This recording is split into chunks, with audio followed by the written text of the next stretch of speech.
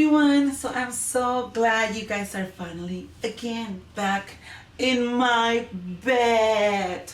So today, or for the last days, I've been reading this amazing book, The Life Back by Lisa Ann. And I wanted to talk about this book because when she sent it to me, as you guys can see, that it has a cute little note, especially from her. When she sent it to me, I knew I was gonna enjoy the book a lot, and I thought to myself, what better thing can I do than to actually have a episode with her? So finally it happened. I have her in my podcast, and we're gonna be talking about her book. We're gonna be talking about actually both of her books. We're gonna be talking about what reading this book, made me feel, how it changed my mind, the good, the bad, and also talking about what she's been up to ever since she retired from the industry, the adult industry, and she has, started new adventures. So she's always been someone, since I found out about her, that I look up to. What better thing can I have than to ask her questions myself? But don't go anywhere, because we're gonna start eye to eye with Jessie Dubai. She likes dashing.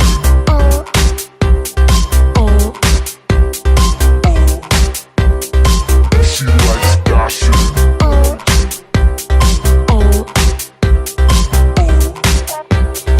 She likes Yes, so we are back, and just because I don't want to lose connection with you guys, I'm gonna charge my computer. But with further ado, how about if we introduce the author of this amazing two books, The Life and The Life Back by Lisa Ann. She is also the proud host of the Lisa Ann Experience with Lisa Ann. Hello, dear. It's great to be here with you today. How are you, Mama? I am happy to know that you actually had the time to read my book. It's so personal when somebody takes their time to learn your story. And this part of my story was probably, I think the 5 years between 2015 and 2020 were like the most dynamic 5 years of my life when it comes to dealing with loss, dealing with change, and then, kind of the pot of gold at the end of the rainbow, shall I say, of just a new understanding of myself. Yeah, your book, The Life Back.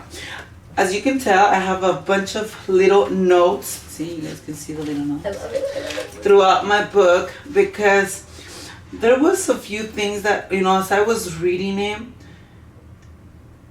it's, for example, when you're talking about, when you finally decided to have the courage to talk about your sexual abuse, that shook me to the core. The fact that, when you actually tell people, oh, that broke my heart, when you actually tell people and they tell you, you kept it quiet all this time, keep it quiet. Nobody needs to know. It's already in the past. Let it go.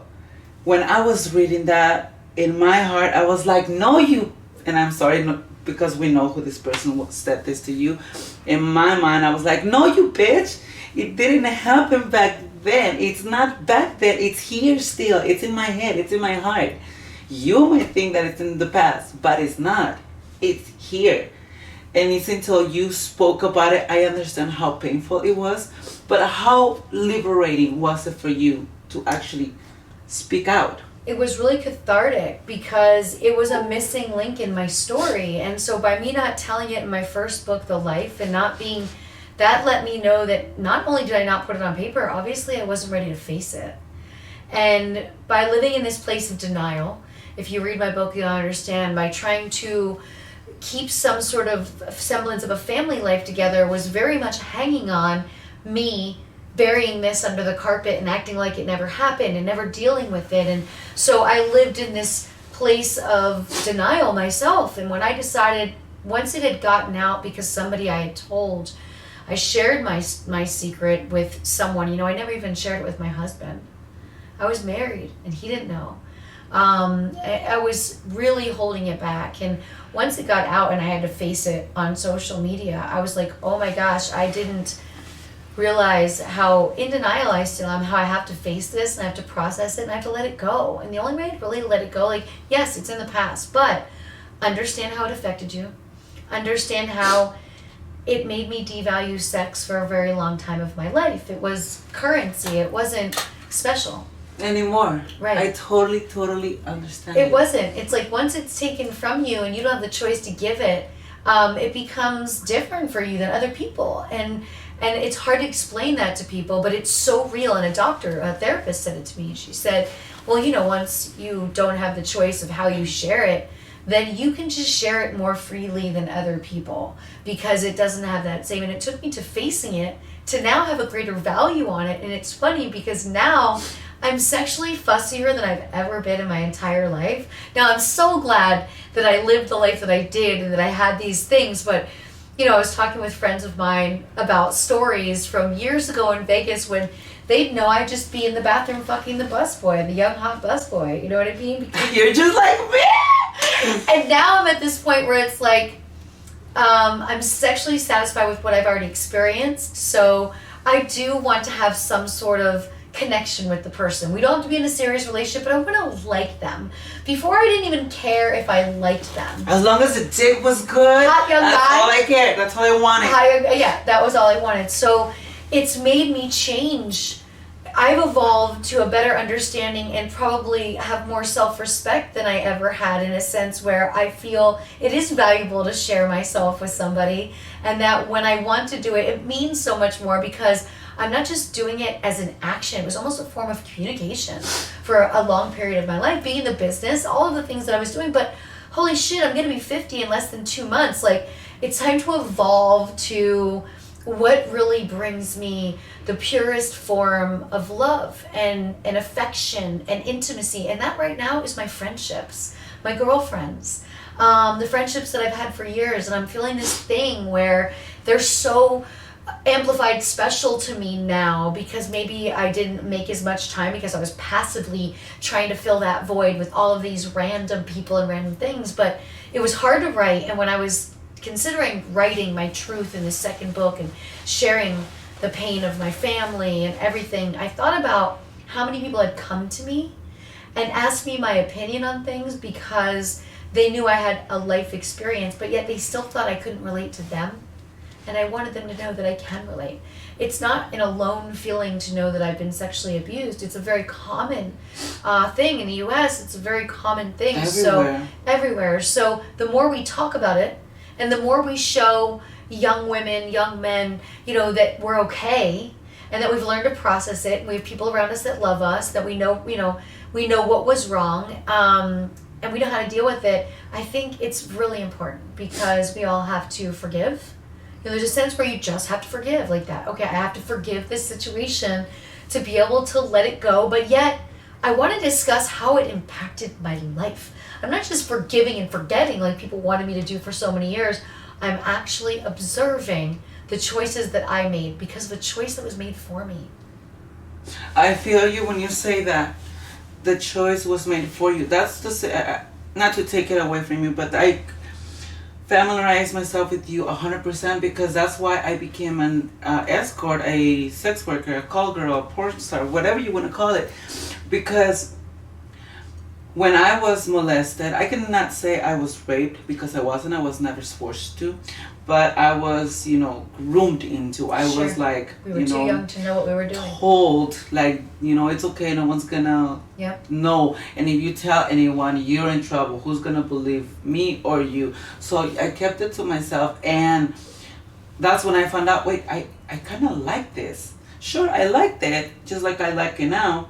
But just like I like it now, and I can say no, so was it back then. And they took that away from me. And once they took that away, I felt the pleasure, or, yeah, sure, it felt good. Maybe it felt not as good as I thought or whatever, because I didn't know, I was a kid.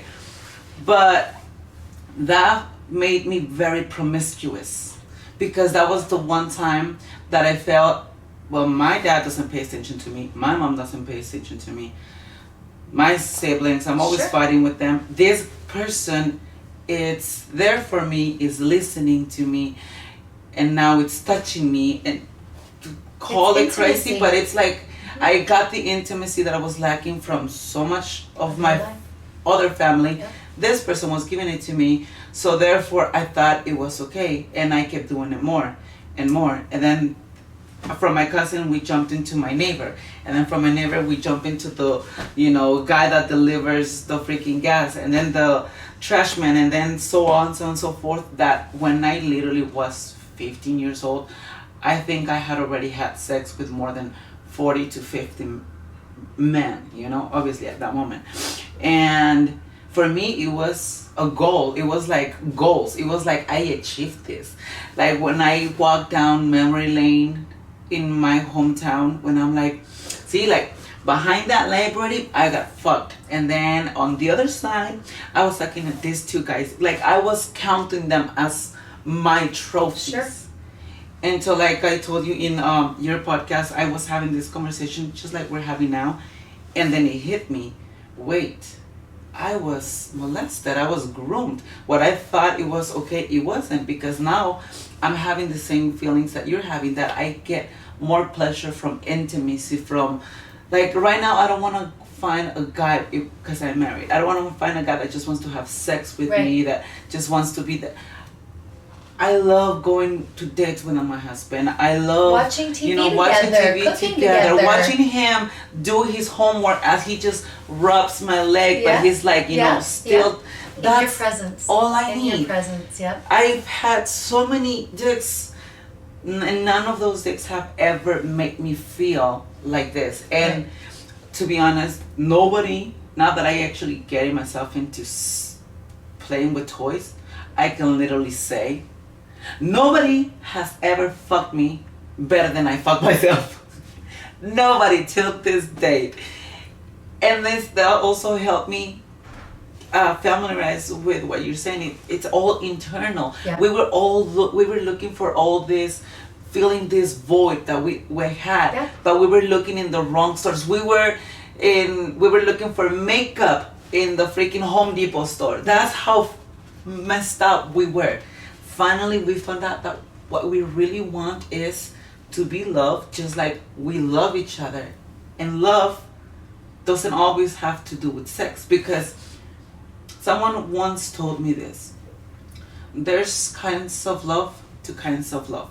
There's the kind of love that you can have for someone and never want to have the desire to have sexual with them. Of course. And there's I have a lot of guy friends like that I love, like family, and that I respect them, and I love to hear about their dates, and I love to be a part of like giving them advice and spending time with them. But when I was seeing a therapist to start to deal with all of this, the first thing she told me, you have to meet 5 guy friends that you're never gonna have sex with, because I was trying to break the habit at that younger age of like, this is what I'm doing because this is what we were doing when we were so young. We were young teenagers, and that was the challenge. And now I have just as many guy friends that I would never have sex with that I have girlfriends. And I've learned how to have that healthy balance. But for a while, you don't. Every guy you meet, you wanna fuck him. you're gonna have sex with him. Yeah. Whether you're attracted to him or Whether not. you're attracted or not. It's just because what you think happens when there's the relation, when they're, the opposite. You're just like, okay, we're gonna have sex. And you look back at that Hi, now. my Yep. name's Lisa Ann. By the way. Yeah. Yep. And that's a condition in your mind. And so retraining that by a therapist saying, make 5 guy friends you're never gonna have sex with. Through one of the guy friends, I became close with his wife. And now I'm actually 30 years later, I'm closer with his wife than I am with him. And it's amazing because that was one of the friendships I focused on, was like, okay, he's married, so this makes it a lot easier. They Yeah. weren't married yet, but he's with his girl, they live together, that's gonna make it a lot easier. I was trying to meet guys that I would not intend to have sex with. I totally get you. I'm at that moment. I think I got to that moment once I got married, and now more like in the last 2 years, or actually like even after COVID. That's like, Yeah, because changed us it a lot. changed me a lot. That I was like, sure, back in the day, like before COVID, all I had to do was like make sure to like use condoms, be with tested people, so I don't bring no one home. Because although I'm married, my husband agrees with my job. He's 100% with me, But after COVID, it was like now I have to even worry about who gives me a kiss. I wouldn't mind catching COVID from my best friend, from my father, from someone that I love. Of course, I don't want it, but I will feel less bad of like, really, if I would have not hooked up with this dude, that made it even more special to me, that I'm like, you know what? Like, I have so many guys when I visit towns, they're like, hey, you're in town, let me come see you. I'm like, no, because I have to shoot with this performer and we're tested, so even if we don't have sex, I don't know if you're tested for COVID or not, and I do not want to transmit it to someone else. Of course. So that made me even more, resilient. Self-aware. We become more self-aware. We become more understanding. For me, I finished writing this book during COVID. So here we were in a very silent time, and I was thinking to myself, is my family going to reach out to me during COVID? Like, this was a daily thought of mine. And it was hard because I thought, I don't have children, but I think to myself, like, if you have a child, like, you want to know, right? Yeah. And I found out through my stepbrother that my grandmother had died. That broke my heart too. Well, you know about my grandfather from my book, but my grandmother died after I was finished with my writing. And I knew I wouldn't be invited to go home, but at the same time, it was just, that was a time where I was like, okay, I'm going to finish this book. I'm going to let go of my truth. I'm going to let go of pining over, are they going to try to reach, do they know where I live? Do they care? I'm going to just let it go because it's not meant to be. And so many people, one of the things I've done in sports radio and with friends that do shows around the holidays is I go, can you do me a favor? On your show, you're always like, have a great holidays with your family. I'm like, can you just say loved ones? Because there are a lot of people out there that don't have a great relationship with their family. And you know what? It's okay. It's okay. Not everything works. And you could spend your whole life trying and it makes you feel like you're failing. So why don't you give your love to where you're getting your love and receiving it? And if that's meant to be, maybe once you are surrounded with more love and more comfortable in your own skin, then everything falls into place and it works out totally different. But it's like anything. You try and force it. It's never going to work. So putting that on paper, and then the first time the editor read it, I remember his shock, because you hire an outside editor and then they give you everything in a live Word document where they have notes. Do you want to elaborate on this story? And there were some paragraphs where he would just put like one or two words, like he just read out, "Oh my God," and then there'd be nothing, and then they'd be like, "I'm shook over this." Like I could tell how it was traumatic for him to be the editor with this story, but then as he got to the middle, when you're gonna get past this next hump, then he was like, "Oh my gosh, it's such a relief on the other end. It's like holding your breath for the first half of the book, and then you discover yourself." I discovered myself by letting my truth be known and by sharing my story and by getting it off my chest and by letting go of negative feelings I was carrying.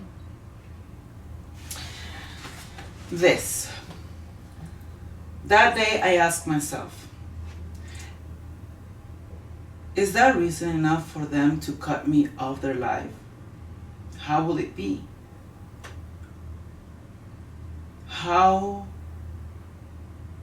I cannot even read it without crying. Here, you read it for me. That day I asked myself, is this the reason enough for them to cut me out of their lives? How could it be? How could what I did for a living be an acceptable reason for my parents to not make an effort to visit me, to show me love? That question brought me one more question. Was this the guilt I felt, my guilt, or was it theirs? That was me, broken down to bare bones, because I had just gone through a whole nother crisis, not even with my family, a separate crisis. But that was me with so much less noise, evaluating the situation. Can you read what I put here? I don't know if you can understand. It says practice acceptance. Yeah. I felt like when I finally read this, after reading all of this, of you trying so hard to be in their family, I feel like this was not literally putting it in words. I'm accepting, this fate, but at the same time, you finally acknowledged it. Oh my God. Personally. So since I got in the industry, I've never been allowed home for a holiday. Because my brother wouldn't come around if I was around. And my mom's obviously close to my brother, and he has 5 kids. And so when I looked back after accepting, I thought to myself, you have not been allowed to be around your family for a holiday since the 90s. You've accepted this as okay. And yet you've gone home. Meanwhile, you're off and you're listening to every TV show that's talking about people home with their families. Every one of your friends is home with their families. Everybody's home with their families, And so I realized that made me feel unimportant. It made me feel I didn't have value. Made me feel not worthy.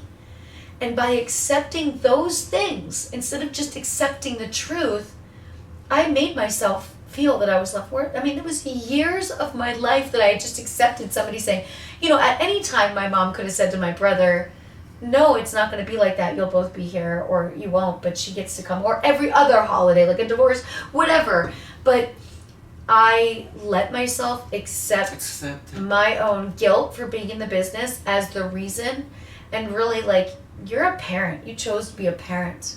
You don't get to choose which one do you feed and not. You feed both. You don't get to choose and I'm not which one going you to accept and jail. which one I'm not you getting don't. in trouble. I'm not asking you for money. I'm not doing anything, illegal. I'm not doing anything wrong. I'm saving my money. I'm building a nice life for myself. Where does it switch? For years I thought the more responsible, and this was probably a good thing, the more money I saved and the more responsible I was, eventually my parents would get on Team Lisa Ann. Because they won't see me as just the sex worker. They'll see me as okay, well, at least she's making a profit out of it. She's got a nice home. She lives in a safe neighborhood. She's got money in the bank. I would bring my statements home and show them to my mom. Because I thought that was going to win. But really, a friend of mine said it to me very well. He said, your family is a very small town, Easton, Pennsylvania. Your family has a small town mentality. If you were born in LA and you got in the business, your parents would probably be a little bit different because they're living in a place with more culture and more diversity and more other things going on.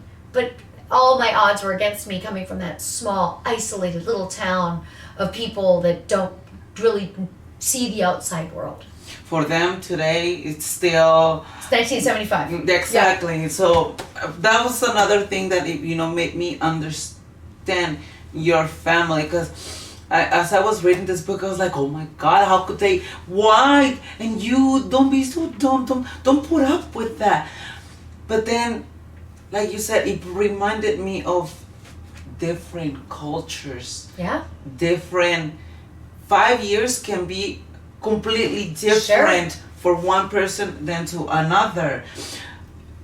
20 miles can be the difference. Sure, if they would have been in Philadelphia, they might have been more open-minded, right? It's only 45 minutes away, but it's a small town, and it's a very tight-knit small family, and also in a smaller town, people gossip, and all of those little elements.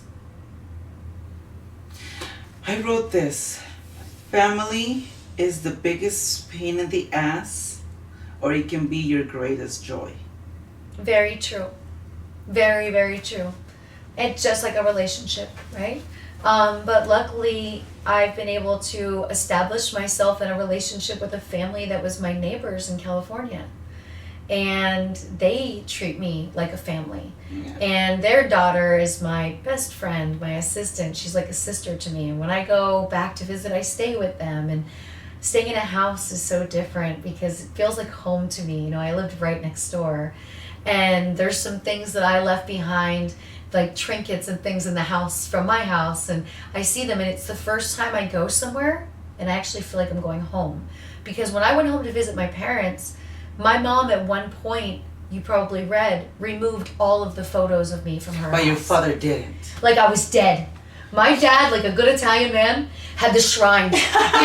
You know when you did your graduation photo in Italian family, the daughter is like this big. Okay, it's this huge headshot of you, and then your whole thing is around. Now, when I walked in my father's house after not speaking to him for 20 plus years, and I looked to my right and saw that, first thing in my head was, okay, what's worse? This guy, this is like your dad.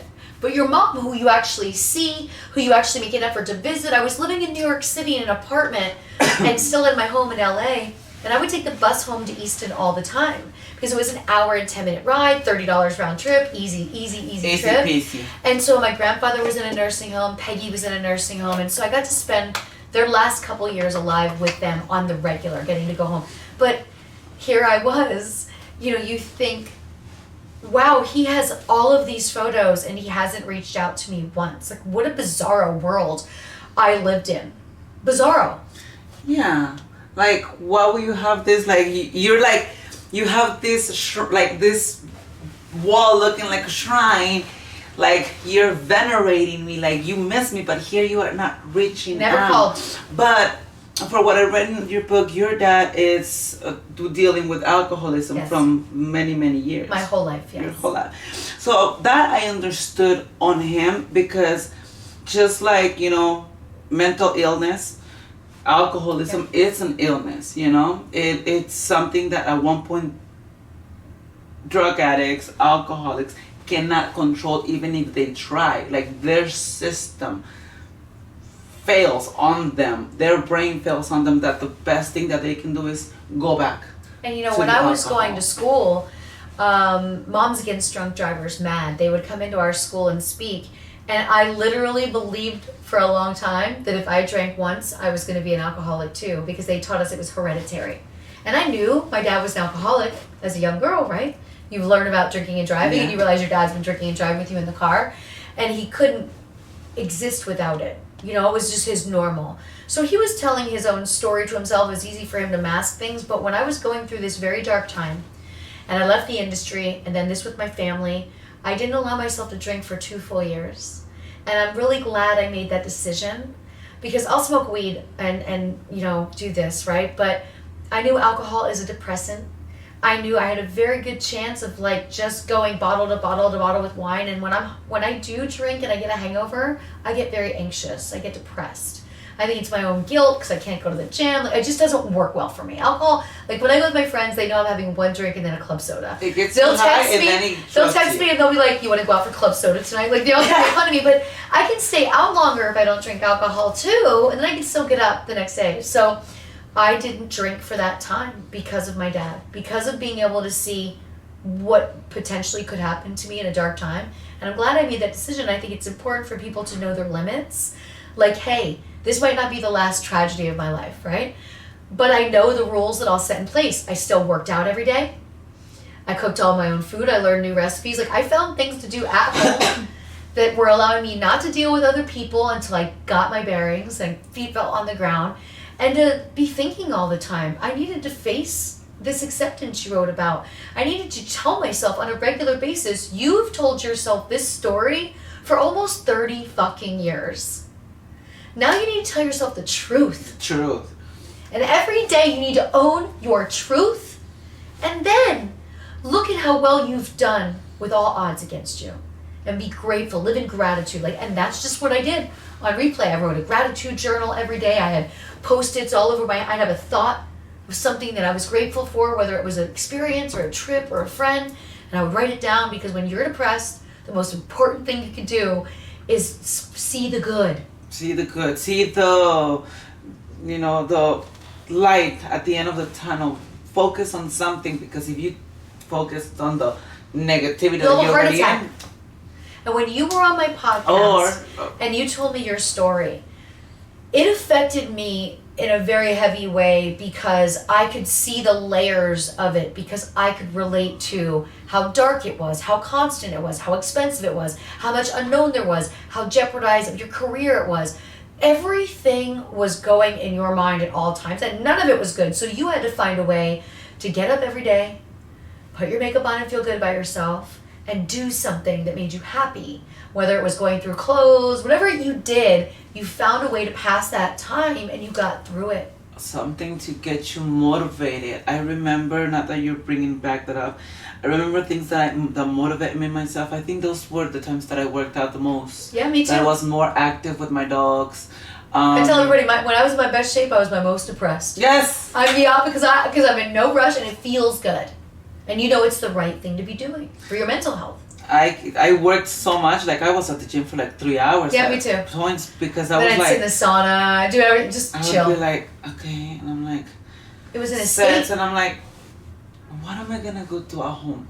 Think Fuck it, about let's go do another round. Yep. Let's go to the sauna. Or I'll stumble upon friends that I haven't seen for a while and I'm like, let's go to the elliptical. Did you just got here? No, I've been here for an hour, but I can go for another, Hour? Just to, because I knew the moment I walked inside my house, Your reality was right everything hits. It was there. like, Yes. you know how like in movies, you walk inside, the artist walk inside the room and then suddenly the lights just kind of get dark. Even though nothing changed, nobody flipped the switch, they just suddenly get dark. That's what I felt, and that's how it seemed to me. Like I at the agree. moment I got there, the light, the atmosphere, everything changed. Now everything, I was depressed for everything. When I would wake up, I would like just look up and like literally there were times that I was like, oh, what the fuck am I still doing here? I know it's dark. It's dark, and you have to find a way. So for me, removing drinking was a big one. And you go through a phase too, where you're very distrusting of people. When you start to face your own truth, then you start to kind of sift through a lot of the relationships in your life, and maybe you start to see people a little bit more clearly. Like my good friends seem to be in the picture closer. And my secondary and third layer friends, I thought, do they use me because I pay for things when we go out because I have more money than they do? Like, you start to really go, because where are those people when you're struggling? Exactly. Your other friends are there. They're there. They're your champions. They're checking on you. They might not be able to do as much for you, but they're at least there to let you know, like, If hey. you text them, they're going to respond. So it's... Yes? No service today, thank you. No service today. Yes, I have to. I don't like. Do you like having your room service when you're like staying at hotels? Or you're like me that I don't like no one inside my room? You have so much equipment right now. There's, I don't really like, it depends what kind of hotel I am or what trip I'm on. If I'm just on a trip where I don't have a lot of work stuff, but once my computer, I feel like I gotta lock everything up, and I make my bed every day at a hotel no matter what. I can hang my towels for a couple of days, but I can always take my stuff out and then get new towels from them. Like you and I were so alike. I tidy up my room at night just like I would at home. I tidy things up. Me too. Everything's organized just like it would be at home. And I always have like wipes with me so I can wipe out the sink for my makeup, whatever. But yeah, I'd rather than not. Yeah, me too. I don't like.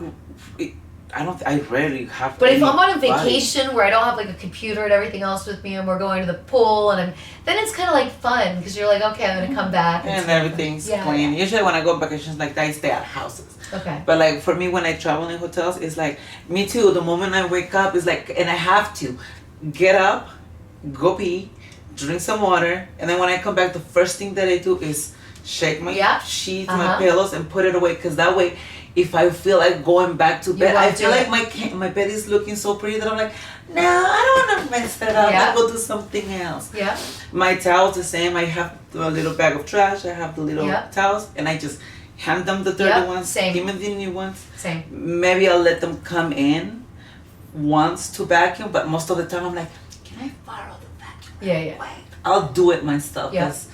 And they love it because they're like, I don't have to do anything. Right. And I still give them like a $20 Me too. tip. Do the same. Because my dad or I don't know if he steals, he changes jobs like he changes underwear. He works as a housekeeper in hotels. So I remember, when I was young, like the back pain that he will arrive home with, like, oh, some people like literally messed up the hotels on purpose to like, oh, that's their job, give them something to do.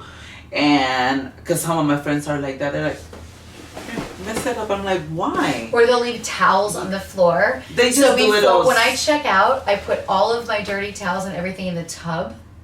So I put everything that they're gonna need in one place, so they're not having to pick up towels on the floor. And I pretty much have everything straightened up, except they'll just have to pull the trash and change the sheets. Yeah, with my, just like me when it comes to picking up after yourself in hotels and stuff. For sure. But anyway, let's not get sidetracked because we Okay. got sidetracked because the housekeeper came. Well, I'm talking to my computer when the camera is there. Because you can see yourself in there and it reminds you of Cam. There, and you it know what I reminds mean? me of like webcamming. Yeah. So going back to your book, there was this part that, like you were saying earlier, that I'll put it over here so you guys can see. Oh, that's so sweet. That I now that I'm writing my book, I familiarize myself with it so much that it's how do I speak my truth, but at the same time keep some of the stuff private, or not private, but I'm not ready to put it out there yet, or Well, this is my second. ever So will be. I kind of think it was important to write my first and ask myself questions because, during the pandemic, I recorded the audio version to my first book. So I turned my closet into a studio and I sat in between clothes and recorded. It took me a month, took forever because I was doing it remotely with an editor. I had all this equipment in the closet. It was so hot. I had to sit in there in my underwear. But reading it again made me realize I was glad that I asked myself those questions. After doing the audiobook, I actually sat with myself and I was like, but I knew at that time I wasn't ready to deal with it yet. And so sometimes it's like writing the beginning of your story, which could be a first book, allows you then to actually look back and go, why didn't I include certain things? How are they still affecting me if I'm not willing to talk about them? And how can I get over it? It forced me to say, face this shit. Yeah, like for example, me with the book that I'm writing. Obviously, the thing about my case is basically most of what I want this book to be, because it brings everything. It brings how I became spiritual. It talks about how I overcame such a big deal. It talks about how going back to me starting in the adult industry. Yep. Talks about me, like being left by the people that I thought that would be there for me, but then, getting the backup from people that somehow I knew they will still be, and they were just 2 or 3. So that's what this book is about. But at the same time, I want to talk about like what made me me, but there's very painful chapters about it that I'm not ready to deal with yet, and others that I'm ready to deal with, but my family isn't. Yeah. And one thing that I familiarized myself with you, when you were speaking about it earlier, you're like, when this book comes out, like, is my family gonna reach out to me? Or based on the things that I said, is this going to start a snowball effect that one thing is gonna, when finally the snowball hits me, it's gonna be the size of, So that's what I was thinking. And reading your book made me speak with my family. And I had to, I told them, I'm like, okay, so finally I'm, writing a book. I've been telling you guys about it. They're like, yeah, you've been saying that for a while, this and that. They were okay with it. But I was like, and one of the chapters is about your son. And then she just looked at me and she's like, I know. Like, she knew what it was going to be about because we had spoken about it. And I told him, like, I'm going to keep, obviously, I'm going to change the names of all of you. Of course. To keep it private. I'm going to change But people will Clean figure out out. who it is. a little bit of how graphic the things were. Sure. But I'm still going to say the things how it went, the times, the dates. And obviously, I don't think my family will I'm read glad my you book. talked to them about it. I'm glad I inspired you to talk to them about it, because now you can freely write, and maybe you'll want to edit something because you just don't like the way it feels. There's a level of darkness that you write about that can be jarring to other people. And so some of my friends that have read my book have been like, I had to finish reading it in one sitting because it was so jarring in the beginning, right? But there were things that the editor was like, okay, let's tame this down a little bit so it doesn't cause PTSD for somebody, Yes. trauma for somebody. You know, share your story in a sense that they can feel your pain, but you don't cause them pain. Yes.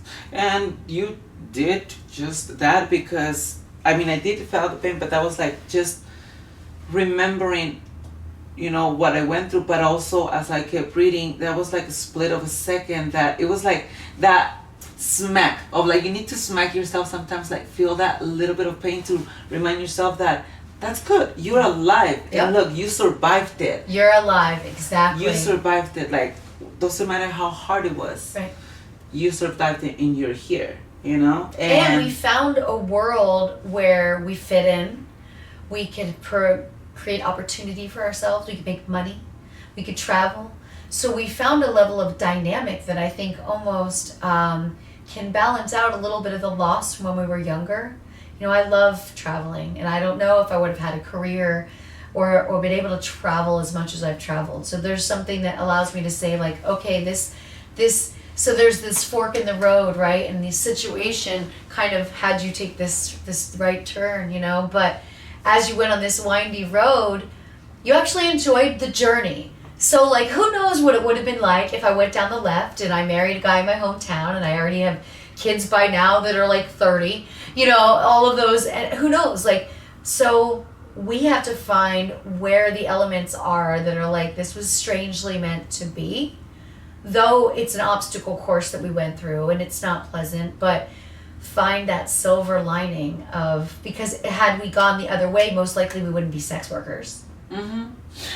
If I would have gotten married to, you know, the guy that I was gonna marry before I got into the industry, I would have not had the pleasure to meet you. I would have not had the pleasure to meet all the wonderful people that I had, you know, worked with. I would have not got myself into that legal ordeal. Sure. But at the same time, it was, if it Sure, would I have wouldn't not have been, got myself into that bullshit with the girl, right? So there's that, but right? if those would have not happened, stuff like this and stuff like me still being here and us being here would have not happened. So, I mean, I feel like my dad told me this when I was growing up. In life, there's things that are gonna happen to you that I don't want them to happen, but you need to experience them. Chickenpox, I don't want them to happen to you. I will do anything to get them instead, but I can't. Heartbreak, I will give anything not to, for you have your heart broken, but you have to, because it will teach you. A cold, I don't want you to have it, but sometimes it doesn't matter how much you protect yourself, you'll have to deal with it and experience it, because if you don't and you live a life without them, when they get you, you're not gonna know how to deal with them. Right.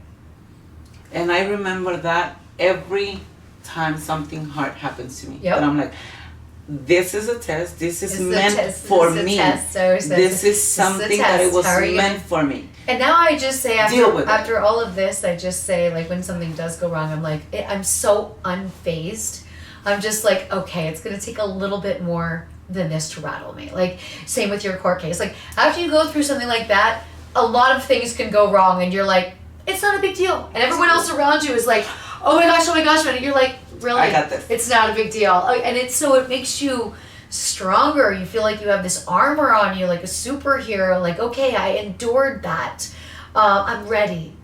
And so things are smaller. And I also realized too, once you really accept your life like I did, and you really start to value people instead of trying to get people to value you, which I did for so long with my family, my relationships have taken on a whole new identity. And I thought they were great before. But they're just positive and they're loving and we're connected, and you know, I have different group chats going on with different groups of friends, and we're all popping in from time to time. It's the little things that spark joy that I maybe didn't give enough gratitude towards before, because I was always trying to fix this. I was always trying to live in denial of this. I was always trying to be that person. Then I realized, like, this is who you are. This is the shit you've been through. This is how it's going to be. This is how they are. But you have all these people over here that are awesome and they make you feel great. and they give you confidence, and they're proud of you. So that acceptance has been a very positive thing for me. I think that's what we're gonna call this episode, acceptance. Because, once you accept, let's go to the worst case scenario. Like, even people that are on death row, or people that are in a bed that they know they're, going to pass away soon. They're the first ones that they're like, okay. Yeah. Okay, and they're okay, and their whole family will be crying and destroyed, but you see them, and obviously they're sad. Sure. They're heartbroken. But they are. It's out of their control they too. look They know this is out of my accepted. control. I have to accept it. And whether it's, a good thing like, I'm gonna have a baby. It's exciting, or, okay, I only have a month to live. Regardless of those, once you accept Yep. and you deal with it, obviously, things become so much brighter. Sure. So much clearer, because now you don't have the cloudiness of like hundreds of thoughts and what if this and what if that. Immediately it's just, okay, this And is I what's find happening. myself, when I say my friendships, like I look back at being married and I realize I probably could have been better in my relationship, even though we had a very good relationship for many years before it started to unravel. But I wasn't accepting my truth. So of course I wasn't present 100%. I wasn't myself, not sharing that with him. And being ashamed of that made me insecure, for sure. And when you look back later on, you realize what things may or may not have been someone's fault, and you start to understand, like, I could have been better if I was in a better mental state. And I think that's why I'm celebrating my friendships now, is because, like, now I know who I am. Now I've let everyone else know who I am, and now I've accepted not trying to be somebody else to please other people that are just never going to love me for who I am. Beautiful, beautiful. To end this podcast, I always ask my guests the following questions. If I had a magic wand, if I had the power to take you back in time in your life, where would I take you?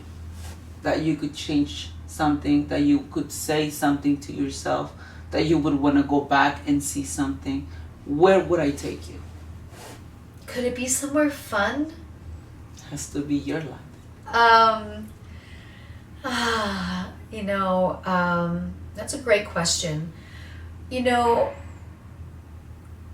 I would have probably gone back to my early 20s and dealt with what I waited till I was in my 40s to deal with, because I would have been less impatient. I would have been happier, less unhappy.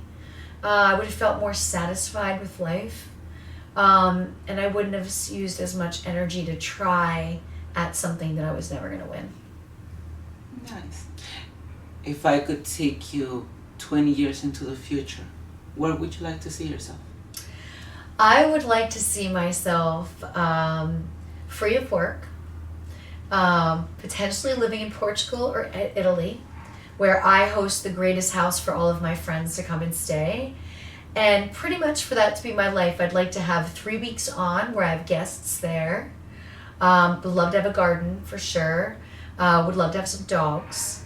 And I just want to be the host somewhere great on a beautiful piece of land where I can just celebrate my friendships and my life and live in peace. And I love living in New York City, but when I visualize 20 years from now, I am raising my own fruits and vegetables. I may even have some chickens and have eggs, fresh eggs. And I live kind of with less technology and modern conveniences. Almost off the grid. A little bit more off the grid, but just in just peace. Like I picture a rocking chair that overlooks a beautiful piece of property with a garden, where I could just sit outside and have fresh lemonade and read in the afternoon. Like, that is what I picture 20 years from now to be like. You and I, we're so alike. We have the same mentality. Multiple dogs. Multiple dogs. Because I have 4 and I want to get one more. But, okay, so I have none. So, like, I'm savoring this. Yes, savor not having puppies because when they wake you up every morning. I wouldn't mind that because I'm up super early. It's not the waking up that bothers me. It's the feeling like I can't travel as much. So you have a husband, yeah. you have somebody to watch them. For me, it would be different. And plus, I would like some big ones for the property and some small ones to climb on me. For what I do right now is I watch every like TikTok and reels of people's dogs. Yes! And all my favorites come up. So, it makes that nice stream for you at the end of the day. And I just keep going. And the dogs really do. Happy. Pets really do add, they say they add years to your life. They say they prevent dementia. Like, there's such a love there. But I don't want to do it in the city and have to walk the dog in the night in the city. It's kind of scary and all that. No. They'll be. All my neighbors have to put boots on their dogs every time they want to take them out because of all the broken glass and stuff. Like, that seems like a lot of work. Okay? Yes. I don't want to put That's boots. why I have to get a house. I was like, I'm done walking you bitches for an hour at 8 in the morning. In a Fuck city. no. Yeah. I'm buying a house. And I Run out the that backyard. house. Go do your thing. My house is like a ranch, so they have Nice. like a lot of land Nice. where to run. I was like, I can either get a really nice big house with a small yard or a nice house with a big yard. I'm like, Big yard, big yard, privacy. my Yeah. dogs. Is there another book in your life that you want to write? So now I'd kind of like to explore writing, kind of gathering different stories right now and how I can, tell a kind of short story, maybe give a solution for the best way to deal with something, maybe a little antidote. Like today, a friend of mine reached out after my IG Live. IG Live's a pack of weirdos. If I was a nightclub, I'd never go. And she's like, how do you always seem so happy? I know that's not all the time. And I said to her, well, listen, it's not all the time. But when I feel myself sluggish or not like excited, I just make a list. Like, I'm so grateful for where I live. I'm so grateful for my friendships. I have more clothes than I never need. Like I'm grateful for being by the park. I'm grateful to have enough food to put on my table. I'm grateful to have money in the bank. Like, once you start doing that, it's like, what do you have to be not happy about right now? I'm healthy. So I just make a gratitude list. Takes me about 15 minutes, and I can shift my energy right back over to that happy space of not faking it, of just being like, I am grateful. I am here. I did get my 2 legs out of bed today. There's so much to be grateful for. And then you get out of your own head. We have to counterbalance our anxiety and negative thoughts with positive thoughts. Totally. And the only person that's going to give them to you if you live alone is you. Yourself. You know what I mean? So that's what I do. So I would love to write something like that because I realize I'm gathering more women in my life and everyone has questions. And so I'm going to take those common questions and think about them and maybe write something like that. I'd love to ghostwrite as well. I'd love to ghostwrite other people's stories. That's what I really would love to ghostwrite. Nice. Well, guys, Live and the Live Bag by Lisa Ann. I can totally talk about the Live Bag because I'm reading it. I love it. I'm sending you the life. It'll be at your place when you get home. I will be having the Live when I get home, signed by Lisa Ann. So I will be talking about that book too. Also, please remind them, where can they hear your podcast, The Lisa Ann Experience? On Wednesdays, my podcast comes out on all platforms, but on Fridays, it lands on my YouTube channel, The Real Lisa Ann, and that's where you can also find my other podcast, Dudes Do Better. So everything that I do eventually lands on my YouTube. Awesome. So what are your social medias? Everything's the same at The Real Lisa Ann. You know how hard that is to do that? I've fought so hard. Hard for each of So them. hard. Registered a trademark, would battle with it. It took me about 9 months with TikTok because somebody was already using The Real Lisa Ann. I'm like, I have the trademark. I'm fighting this. I fight it, and then it goes into this weird limbo where nobody can have it for like another 90 days. Like, I refused to get on TikTok until I got the matching name. At The Real Lisa Ann is everything. I wanted them all matching because I have so many imposters. And I don't want my fans or friends to think that I'm reaching out to them with a private account because I'm not doing that. So just look for At The Real Lisa Ann verified on all accounts. Awesome. Well, guys, as always, it was a pleasure to be here in to be the hostess of Eye to Eye with Jessie Dubai. To have you, it was an amazing experience itself. It's been great to get to know A you. pleasure. Can't wait for next time for your podcast or my podcast. Yeah. And can't wait for us to have coffee and chit chat when there's no people watching. Yes. Well, my loves, can't wait to see you guys next week. Stay safe, stay positive, and if you're not positive, make a gratitude list. It will change your life. See you next time. And remember, this was Eye to Eye with Jessie Dubai. She likes dashing. Oh